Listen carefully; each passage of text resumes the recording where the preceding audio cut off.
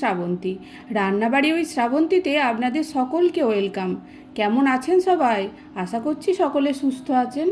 আজকে আমরা একদম অন্যরকমভাবে পেঁয়াজ রসুন ছাড়া বানাবো মাছের ঝোল। চলুন তাহলে রান্নাটা আমরা আরম্ভ করি। এই মাছের ঝোলটা বানানোর জন্য আমরা নিয়েছি জ্যান্ত রুই মাছ। আপনারা যে কোনো জ্যান্ত মাছ নিলেই ভালো হয় স্বাদটা। আমি নিয়েছি রুই মাছ, এটা কাতলা মাছ বা যে কোনো মাছ দিয়েই হতে পারে। আমরা নিয়েছি রুই মাছ জ্যান্ত। তো চলুন এটাকে আমরা লবণ আর হলুদ দিয়ে মাখিয়ে নিই। দিয়ে দিচ্ছি অল্প লবণ আর দিয়ে দেব অল্প হলুদের গুঁড়ো। এবার এটাকে আমরা খুব ভালো করে মাখিয়ে নেব।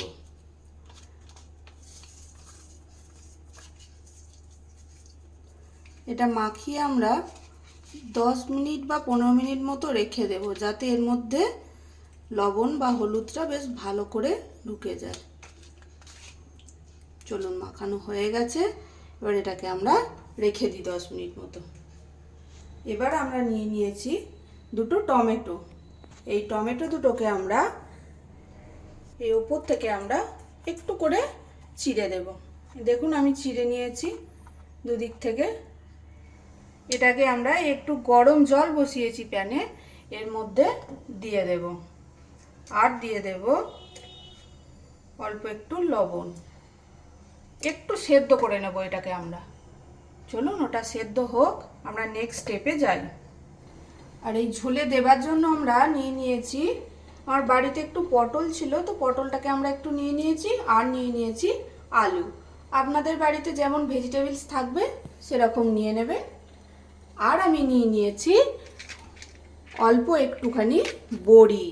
মাছের ঝোলে দেখবেন বড়ি দিলে খুব সুন্দর খেতে লাগে, তা আমি এর মধ্যে দেব বড়ি। চলুন এই সবজিগুলোকে আমরা এবার একটু, সবজি আলু বা বড়িটা আমরা একটু ভেজে নিই। আমি কড়াইয়ে তেল দিয়ে নিয়েছি, দেখুন তেলটা গরম হয়ে গেছে। এবার আমরা সেই নুন হলুদ মাখানো মাছটাকে ভেজে নেব।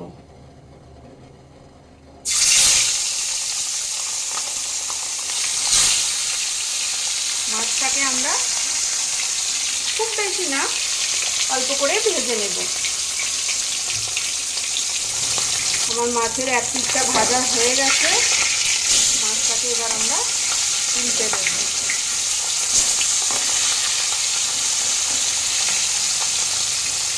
মাছের ঝোলের মাছ দেখবেন খুব বেশি ভাজলে মাছটা কড়া হয়ে গেলে খুব একটা খেতে ভালো লাগে না, আর হালকা করে ভাজলে মাছের ঝোলের স্বাদটাও খুব সুন্দর হয়। তো আমরা হালকা করেই ভেজে নেব মাছটা।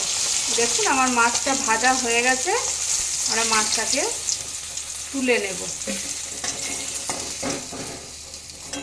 এবার এই মাছ ভাজার তেলেতেই আমি পটলগুলোকে ভেজে নেব।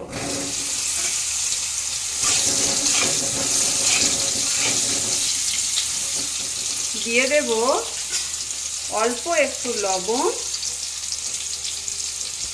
যাতে পটলের ভেতরে লবণটা যায়। আর দিয়ে দেব অল্প একটু হলুদ।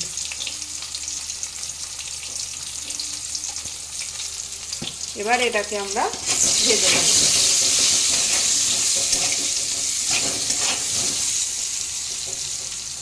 তো চলুন এটা ভেজে নিই, দিয়ে আবার আসছি। দেখুন আমার পটলগুলো ভাজা হয়ে গেছে। এবার এগুলোকে আমরা তুলে নেব।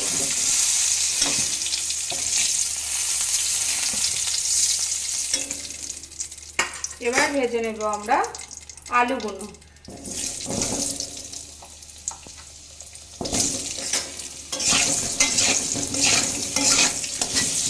ওই একই তেলে আমরা ভেজে নিচ্ছি এটা। দিয়ে দেবো অল্প একটু লবণ।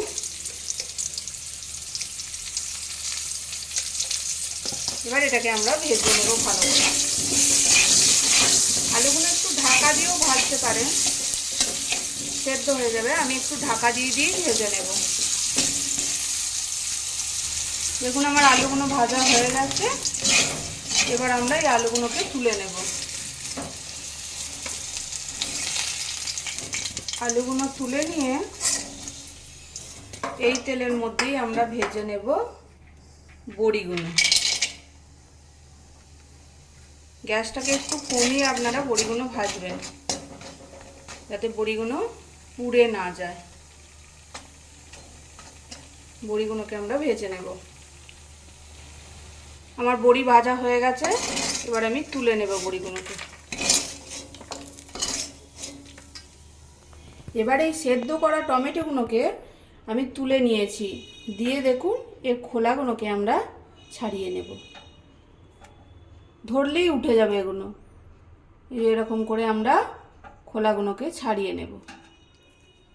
এবার এই টমেটোটা দেখুন আমি খোলাটা ছাড়িয়ে ভালো করে চামচ দিয়ে ম্যাশ করে নিয়েছি। চাইলে আপনারা মিক্সার গ্রাইন্ডারেও করে নিতে পারেন, আমি চামচ দিয়ে করে নিয়েছি। কড়াইয়ে তেল দিয়ে নিয়েছি, তেলটা গরম হয়ে গেছে। আমরা দিয়ে দেব লঙ্কা আর দিয়ে দেব কালো জিরে।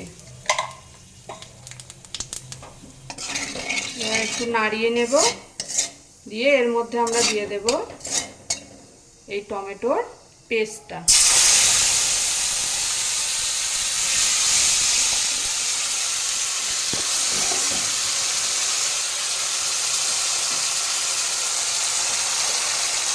মশলা হিসেবে আমরা নিয়েছি 1 চামচ জিরে আর 1 চামচ ধনে, দিয়ে দেবো একটা শুকনো লঙ্কা আর দিয়ে দেব অল্প একটুখানি রাঁধুনি, দিয়ে এবার এটাকে আমরা পেস্ট করে নেব।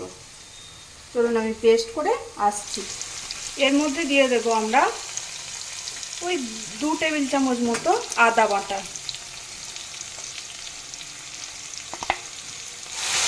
আদাটা আমার ভাজা ভাজা হয়ে গেছে। এবার এর মধ্যে আমরা যে পেস্টটা করলাম সেটা দিয়ে দেবো, এই মশলার পেস্টটা।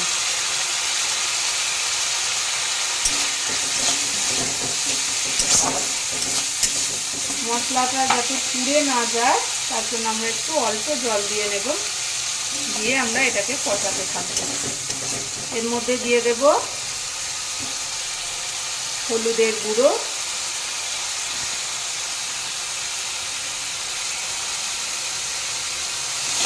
দিয়ে দিচ্ছি অল্প একটু লঙ্কার গুঁড়ো। এবার এটা কষিয়ে নেব। আমার মশলাটা কষিয়েই গেছে, দেখুন কড়াই থেকে ছাড়া ছাড়া হয়ে যাচ্ছে। এই স্টেজে আমরা দিয়ে দেব আলু আর পটলগুলো ভেজে রাখা।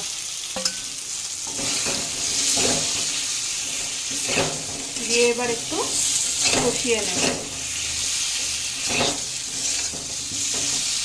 আমার কষানো হয়ে গেছে, এবার আমরা দিয়ে দেব জল।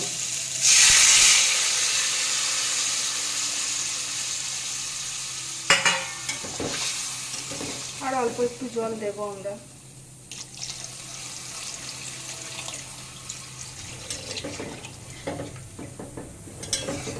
জল দিয়ে দিয়েছি পরিমাণ মতো। এবার এটা একটু ফোটা পর্যন্ত ওয়েট করব, ঝোলটা একটু ফুটে যাক। দেখুন আমার ঝোলটা ফুটে গেছে। এখন আমরা দিয়ে দেব ভেজে রাখা বড়িগুলো।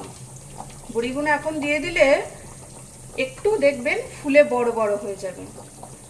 আর দিয়ে দেব ভেজে রাখা মাছ। আমরা তো সব সবজিগুলো ভাজার সময় তো লবণ দিয়ে দিয়ে ভেজেছি, আর এখন এই যেমন ঝোলের পরিমাণ সেরকম অনুযায়ী লবণ দিয়ে দেবো। তাও আমরা একবার টেস্ট করে নেব লবণ ঠিক আছে কিনা। আর দিয়ে দেব 2 চেরা কাঁচা লঙ্কা। এবার আলুগুলো তাহলে ভালো করে সেদ্ধ হয়ে যাবে। ভাজার সময় তো এমনি একটু একটু সেদ্ধ হয়ে গিয়েছিল, ভালো করে সেদ্ধ হয়ে যাবে। আমরা ঢাকা দিয়ে ফুটিয়ে নেব ভালো করে।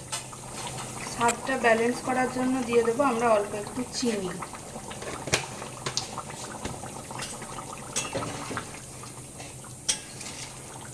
এবার দেখুন আমার মোটামুটি হয়ে এসছে, আর একটু অল্প ফুটিয়ে নেব, দিয়ে আমরা এটাকে নামিয়ে নেব। দেখুন আমার মাছের ঝোল বড়ি দিয়ে একদম রেডি। আপনারা এরকম পেঁয়াজ রসুন ছাড়া বড়ি দিয়ে মাছের ঝোল বানিয়ে দেখবেন, খুবই খেতে ভালো লাগে। এই গরমের দিনে খুবই ভালো লাগে খেতে। আমার তো ঝোল একদম রেডি হয়ে গেছে। এবার আমরা এটাকে গ্যাসটা বন্ধ করে নামিয়ে নেব। পেঁয়াজ রসুন ছাড়া আলু বড়ি আর পটল দিয়ে মাছের ঝোল আমার একদম রেডি। আমার রেসিপিগুলো কেমন লাগছে কমেন্টে অবশ্যই জানাবেন। ভিডিওগুলো ভালো লাগলে লাইক অ্যান্ড শেয়ার করবেন আর চ্যানেলটা সাবস্ক্রাইব করে দেবেন অবশ্যই।